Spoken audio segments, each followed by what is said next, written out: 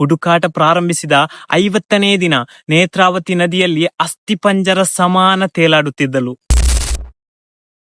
ಅವತ್ತು ಅವಳಿಗೆ 17 ವರ್ಷ. ಬಹಳ ಸುಂದರವಾಗಿದ್ದಳು. ಕಾಲೇಜಿನ ಇತರ ವಿದ್ಯಾರ್ಥಿಗಳಿಗೆ ಅವಳ ಮೇಲೆ ಅಭಿಮಾನವಾಗಿತ್ತು.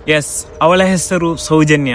ಒಂದು ದಿನ ಕಾಲೇಜ್ ಮುಗಿಸಿ ಹೃದಯದಲ್ಲಿ ಭವಿಷ್ಯದ ಸುಂದರವಾದಂತಹ ನೀಲ ನಕ್ಷೆಯೊಂದಿಗೆ ಮನೆಗೆ ಹಿಂತಿರುಗಿದ ಸೌಜನ್ಯ. ನೇತ್ರಾವತಿ ನದಿಯ ಸ್ನಾನಘಟ್ಟ ಕಳೆದ ಮೇಲೆ ಸೌಜನ್ಯಳನ್ನು ಯಾರೂ ಕೂಡ ಜೀವನದೊಂದಿಗೆ ಕಂಡಿಲ್ಲ.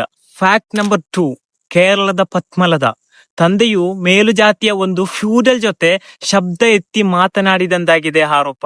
ಸಂತೋಷದಿಂದ ಸ್ನೇಹಿತರೊಂದಿಗೆ ಕಾಲೇಜಿಗೆ ಹೋದ ಮಗಳು ಮನೆಗೆ ತಿರುಗಿ ತಲುಪಿಲ್ಲ. ಹುಡುಕಾಟ ಪ್ರಾರಂಭಿಸಿದ 50ನೇ ದಿನ ನೇತ್ರಾವತಿ ನದಿಯಲ್ಲಿ ಅಸ್ಥಿಪಂಜರ ಸಮಾನ ತೇಲಾಡುತ್ತಿದ್ದಳು. Fact number 3. ಹೆಸರು ಅನನ್ಯ.